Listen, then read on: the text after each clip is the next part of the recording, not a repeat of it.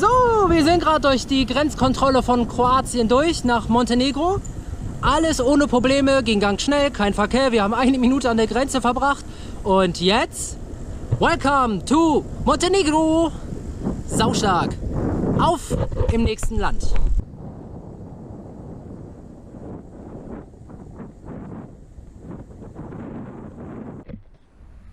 Hi. So, wir sind heute Nachmittag in Montenegro angekommen. Passkontrolle und alles ganz einfach abgelaufen, war auch nichts groß los an der Grenze, sind ziemlich schnell durchgekommen, hat vielleicht 2 Minuten gedauert. 1 Minute in Kroatien an der Grenze bei der Ausreise und jetzt bei Montenegro bei der Einreise auch vielleicht 1 Minute oder 2, also ging schnell. Ja, haben jetzt die ersten Meter gemacht. Ich weiß jetzt nicht. 50 Kilometer? Ja, insgesamt heute. Ich glaube 20, ja, ungefähr 20 davon jetzt in Montenegro ungefähr. Und bis jetzt muss man sagen, oder kann man sagen, Montenegro ist echt super. Die Landschaft ist so einem schön, also viele Berge und also links hast du die ganzen Berge, rechts hast du das Meer, ähnlich wie bei Kroatien, aber halt die Berge sind höher auf jeden Fall als in Kroatien, die direkt am Wasser sind. Und die Menschen sind hier echt gastfreundlich, man muss sagen, echt nett. Auf der Straße, auf dem Weg stand ein Polizeiwagen also auf der Straße stand am Rand ein Polizeiwagen, wo ein junger Polizist draußen stand. An dem sind wir vorbeigefahren, der hat von sich aus schon direkt gerufen, hey, hi, hat dann gewunken und uns noch einen schönen Tag gewünscht und so, dabei gelächelt, also echt super nett. Dann sind wir hier jetzt durch die erste große Ortschaft, ich habe jetzt leider gerade nicht den Namen im Kopf, müsste ich nochmal nachgucken, ich werde es auf jeden Fall hier dann irgendwo einblenden, den Namen. Da sind wir erstmal durch und haben einen Souvenirshop gesucht, haben leider keinen gefunden, weil wir dann natürlich eine neue Fahne fürs Fahrrad gesucht haben. Und dann waren wir an einem Geldautomaten noch, um nochmal Geld abzuheben, weil wir halt, also Montenegro wird mit Euro bezahlt und wir hatten jetzt nur noch ein bisschen Kleingeld dabei und haben gesagt, komm, brauchen ein bisschen mehr Bargeld, man zahlt hier sowieso mit Euro und später noch in anderen kommenden Ländern werden wir auch nochmal Euro benutzen, wie Griechenland zum Beispiel. Und der Grund dafür ist, dass man sich in Montenegro auch anmelden muss, quasi. Also das heißt polizeiliche Registrierung, was ziemlich krass klingt. Das ist einfach eigentlich nur eine Kurtaxe. Und das wird halt bei Ausreise kontrolliert, wo die Reisenden sich so ein bisschen aufgehalten haben, einfach nur damit keiner irgendwo verschwindet und sonst irgendwie ist, also illegal einwandert. Ist in Ordnung, kann man mit leben. Deswegen haben wir gesagt, wir brauchen ein bisschen Bargeld für den Campingplatz, weil man da meistens ja nicht mit Karte zahlen kann. Jedenfalls standen wir am Automaten. Blöd war nur, dass dieser Automat dann keine Visakarten akzeptiert hat. Gegenüber von diesem Automaten, von dem Bankautomaten, war aber ein kleines Café gewesen, wo 3 Männer draußen saßen, einer ist dann gegangen, aber 2 saßen dann noch und die haben dann rübergerufen, hey, wollt ihr was Kaltes zu trinken haben, könnt ihr herkommen, könnt ihr was kaltes Wasser haben, wenn ihr möchtet. Dann haben wir gesagt, ja, weil heute auch wieder so warm war, wieso nicht, kaltes Wasser nehmen wir gerne entgegen, haben die Räder auf Seite gestellt und dann kamen wir uns schon mit 2 Gläsern Wasser mit Eiswürfeln entgegen und hat dann gesagt, kommt her, könnt ihr auf die Terrasse setzen zu uns. Dann haben wir uns bei ihm mit auf der Terrasse hingesetzt, unser Glas gehabt, dann haben wir halt eine ganze Zeit noch mit denen unterhalten, echt freundlich gewesen und er hat auch immer wieder gefragt, ob wir noch mehr haben wollen und ob wir noch was Eis haben, also hier Eiswürfel haben wollen, weil er gesehen hat, dass ich die Eiswürfel so weggesnackt habe und hat uns auch noch dann Eiswürfel gebracht und wie gesagt, schön nett unterhalten mit ihnen und dann haben wir auch noch Geschenke von denen bekommen, was richtig krass ist. Und zum einen T-Shirts haben wir 2 Stück bekommen, Montenegro T-Shirts, wo Montenegro draufsteht, hier aber mit Segelbooten. Und das andere T-Shirt, einmal vorne das Logo, wo das Wappen drauf ist. Und hinten Montenegro draufsteht. Also die T-Shirts haben wir geschenkt bekommen. Und er hatte ganz viele Fahnen in seinem Laden hängen. Und habe ich ihm das erzählt, halt, dass wir halt eine Fahne gesucht haben in den Souvenirshops, aber leider keine gefunden haben, beziehungsweise auch nicht wirklich Souvenirshops gefunden haben, sondern nur so, ja, Boutiquen und so Läden mit allerlei Kram, halt quasi Krimskramsläden und sowas. Die hat zwar auch so Urlaubsmagneten und Postkarten und so Kram, aber leider halt keine kleinen Fahnen. Und da hat er dann auch gesagt, ja, und dann sind wir bei ihm im Laden, bin ich mit ihm kurz rein ins Café und dann hat er mir halt eine Flagge von Montenegro gegeben. Ich sag, oh, die ist ein bisschen groß, er hatte aber leider keine andere. Aber er hat uns die trotzdem mitgegeben. Und jetzt haben wir diese riesige Montenegro-Fahne hier, was aber trotzdem super nett ist, dass er uns die einfach geschenkt hat. Und dann noch die Sache mit den T-Shirts, also echt super. Die waren wirklich nett. Und Wenn wir irgendwann von der Weltreise zurück sind, dann gehen wir die besuchen, haben wir gesagt, in 6 Jahren oder 7. ja, die haben nämlich gesagt, wir sollen sie auf jeden Fall, wenn wir wieder zurückreisen, auf dem Rückweg die wieder besuchen. Da haben wir ihnen halt gesagt, na, wir kommen aber aus dem Westen. Dann hat er gesagt, ja, ist ja nicht schlimm, vielleicht kommt ihr dann irgendwann mit ein paar Kindern vorbei, einfach nur um Hallo zu sagen oder so. Also echt super nett. Auch die anderen Leute, die man so jetzt auf der Straße getroffen haben. Viele grüßen einen oder beziehungsweise lächeln einen zu oder gucken einem hinterher ganz interessiert. Hier auf dem Campingplatz, die sind auch sehr Genau, nett. und heute schlafen wir halt auf dem Campingplatz wegen dieser Registrierung einfach, um halt keine Ärger bei der Ausreise nachher zu bekommen, weil da soll es wohl Strafen geben, wird zwar nur unregelmäßig kontrolliert, aber wir haben gesagt, hey, lieber an die geltenden Gesetze halten, man will ja nichts riskieren und keinen Ärger irgendwie machen. Und ja, zum Preis ist es günstig hier in Montenegro, der Campingplatz, also jetzt, es kostet kein Vermögen, sind ein paar Euro. Und ja, am Campingplatz hier unten angekommen, den haben wir auf dem Schild gesehen, haben gesagt, ja, komm, fragen wir mal nach. Saß ein alter Mann, also ein älterer Herr, und der war eigentlich ganz einem knuffig. Riesenbuch. Er hatte ein Riesenbuch vor sich, also es war deutlich dicker als die Bibel, so wie das aussah. Und wir kamen halt auf ihn zu und er hat uns direkt auf Englisch gefragt, ob wir Englisch reden wollen oder so. Dann haben wir gesagt, oh ja, Deutsch ist in Ordnung. Dann hat er gesagt, ja, das fällt mir auch leicht. Und dann haben wir halt auf Deutsch kurz gesprochen halt, wegen dem Preis und Ablauf und so. Und dann haben wir ihm die Pässe gegeben für die Registrierung. Und er hat uns dann gesagt, wir können uns überall hier einen Platz suchen. Und wie man sieht, sind wir auch die einzigen. Hier sind überall Hier. kleine Fleckchen, wo man sich hinstellen kann. Genau, hier so einzelne Terrassen. Da hinten ist auch ein Toilettenhäuschen mit Dusche, da werden wir auch gleich noch duschen gehen. Und wie man hier sieht, sie haben hier auch überall so Tische mit Stühlen und Bänken stehen. Hier halt noch so was Größeres, wo man auch abwaschen kann mit Kühlschrank und WLAN und alles. Und das ist halt echt günstig. Und was ganz lustig ist, jetzt habe ich vergessen, was ich sagen wollte. Zu viel gequatscht. Zu viel gequatscht. Wir haben einfach zu viel gequatscht. Das Video geht schon zu lang. Nee, auf jeden Fall super nett, die Leute hier. Und ja, eben kam wohl dann, das war wohl der Sohn von dem älteren Mann. Oder der Enkel. wir Oder der wissen Enkel, wir wissen es nicht. Jedenfalls auch, er kam zu uns hier zurück auf den Campingplatz und hat dann halt gesagt, hier, ich habe also auch erst gefragt, welche Sprache wir gerne sprechen möchten. Ob wir Deutsch, Englisch oder so reden möchten. Und ich gesagt, wenn das für ihn okay ist, auch Deutsch, macht es einfacher. Er sagt, ja, ist für ihn kein Problem. Er hat auch echt gutes Deutsch gesprochen, muss man dazu sagen. Ja, und hat uns dann halt nochmal kurz alles erklärt, kurz ein paar Sachen gesagt, wenn wir irgendwelche Informationen oder irgendwelche Hilfe brauchen.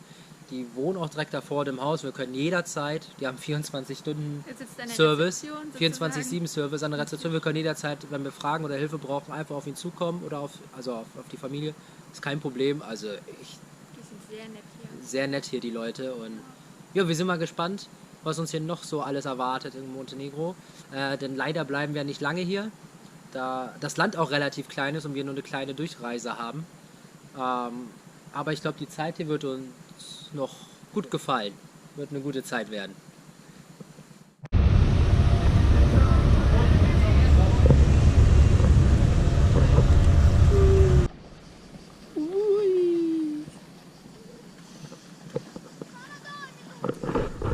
So, wir haben gerade eben die Fähre genommen. Wie man da vorne sieht, fährt gerade eine. Wir sind quasi da mit der Fähre hier jetzt rüber und sind jetzt hier auf der Straße und fahren jetzt da lang.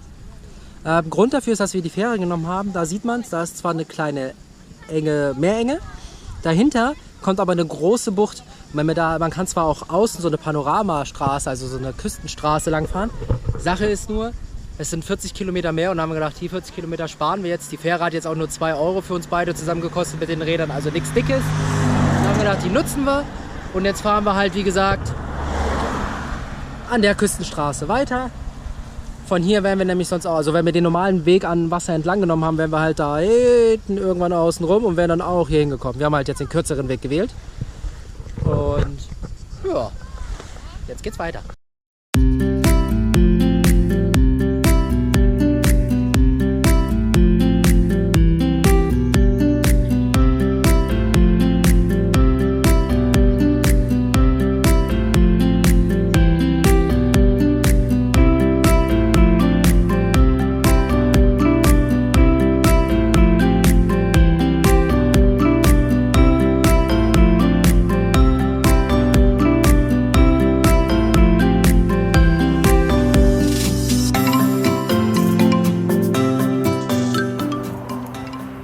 Hammer, oder?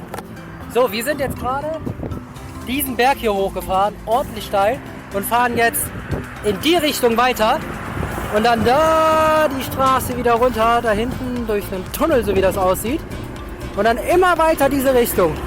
Da landet ein Flugzeug. Gleich direkt neben uns. Es wird bestimmt laut. Gucken wir mal. Schneller fahren.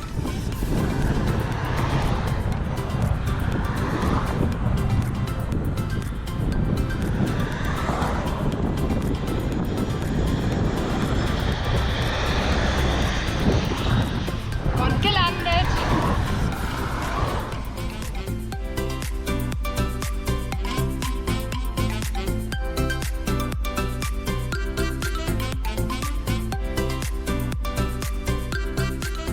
Also der Straßenverkehr in Montenegro ist auf jeden Fall sehr gefährlich. Wir haben heute 3 Unfälle gesehen. Einer davon ist direkt neben uns passiert und 2, die beinahe passiert wären. Aber da haben die Leute gerade noch rechtzeitig scharf gebremst. Also es ist echt verrückt, hier Fahrrad zu fahren oder Auto, je nachdem. Aber es sieht schön aus.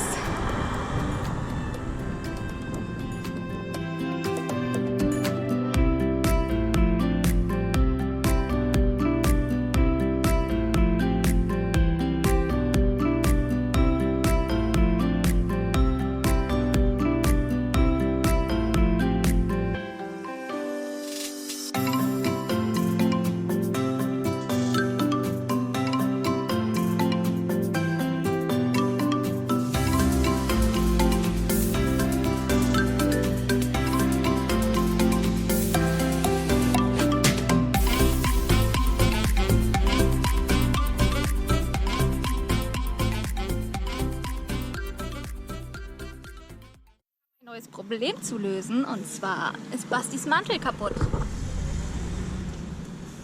Ja, auf der anderen Seite auch. Da oben. Da ist einfach der Mantel gerissen, also die Naht. Wir wissen nicht genau warum. Und jetzt ist er hier drin in einem Fahrradladen und schaut, ob wir einen neuen Mantel bekommen. Sind wir extra 18 Kilometer hierher gefahren, weil gestern Sonntag war. Und da haben natürlich die Geschäfte nicht auf, also haben wir uns eine Nacht länger an einem Campingplatz einquartiert. Da war es auch sehr schön. Und jetzt geht er rein und guckt, ob wir einen neuen Mantel bekommen. Drückt uns die Daumen. So, Basti kauft einen neuen Reifen. Was? Okay. Er kauft einen neuen Reifen. Genau die wir eigentlich brauchen, weil bei mir auf dem Reifen ist ein 1,75er drauf. Genau. Und die bräuchten wir eigentlich. Mein Fahrrad wurde ja beim Werk, beim Böttcherwerk, neu gemacht sozusagen. Und Basti seins haben wir im Laden gekauft als Ausstellungsstück. So. Und bei ihm ist uns gerade aufgefallen, er hat einen 2,00 Reifen drauf. Das heißt, der wird wahrscheinlich zu breit sein, haben wir gelesen. Und deswegen schneidet das hier ein und deswegen geht das da auch ab.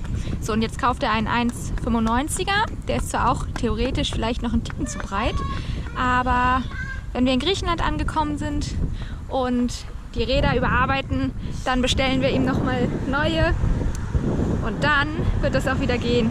Aber jetzt machen wir erstmal die drauf, hinten. Das ist natürlich jetzt ein extrem grobes Profil. Ja. Aber hey, Hauptsache der Mantel geht nicht mehr aus. Sehr gut, jetzt bauen wir um. Tschüss! So, die Fahrradreparatur ist hier im vollen Gange. Basti gibt sein Bestes. Ich habe extra gerade schon Kekse gekauft zur Stärkung. Aber uns ist gerade aufgefallen, dass wir diesen Imbus nicht dabei haben.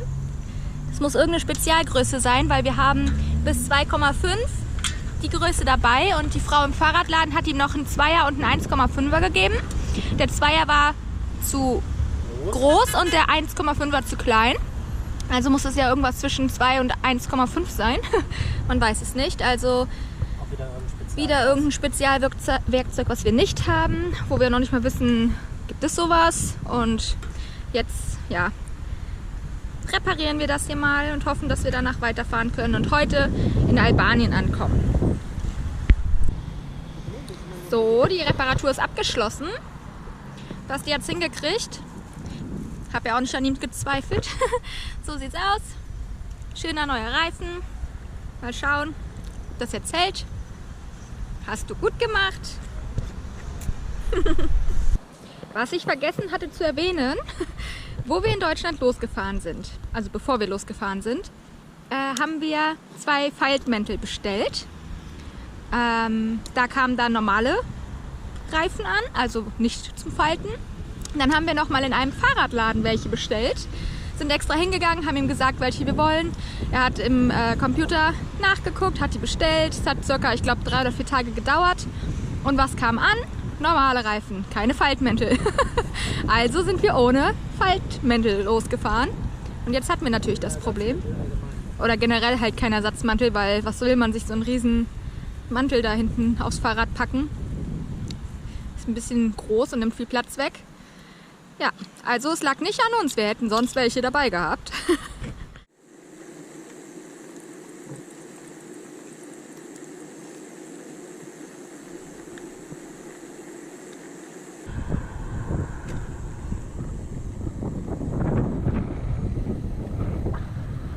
So, wir sind jetzt weg von der Hauptstraße, aber auch leider weg vom Meer. Fahren jetzt ja nach Albanien und dann der direkte Weg führt uns halt ein bisschen durch die Berge, wollte ich sagen. Und am Meer wäre es halt länger, deswegen wir fahren jetzt durch die Berge und da sind wenigstens auch weniger Autos und schönere Straßen, wo man seine Ruhe hat. Schön.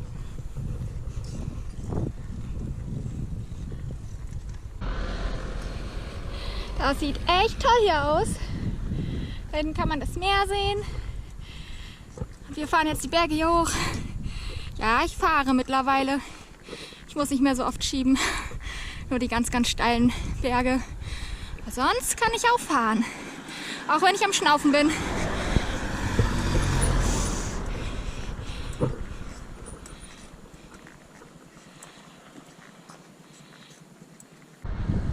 Okay, wir dürfen doch noch mal einen kurzen Blick aufs Meer werfen.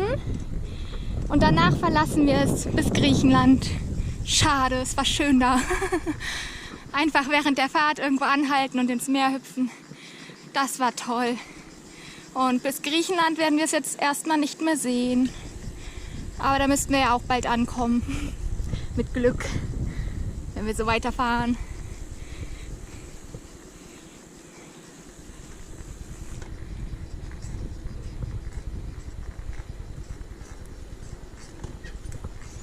Und unser Fahnenmast wird auch immer länger.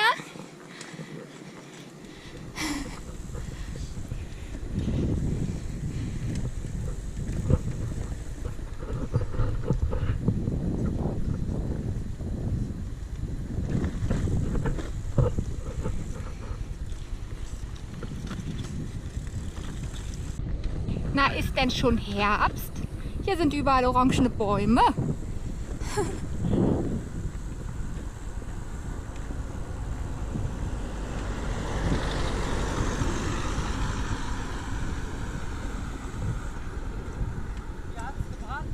Oh, hier hat's gebrannt, sagt Basti gerade. Stimmt, es ist alles schwarz. Ui. Das ist natürlich nicht so schön.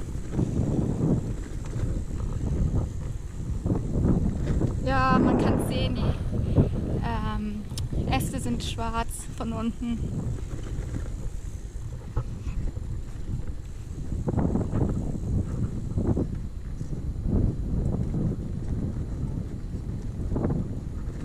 So macht das Fahren richtig, richtig Spaß, wenn nicht die ganze Zeit die Autos von hinten kommen. Hier ist ein richtig, richtig alter Friedhof.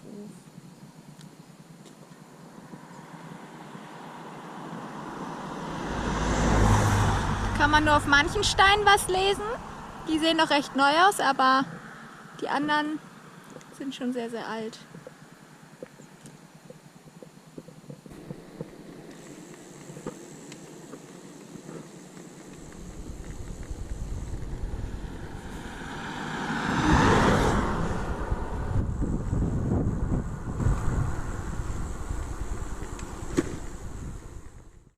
Wir sind in Albanien angekommen, ungefähr seit ich würde sagen, eine halbe Stunde.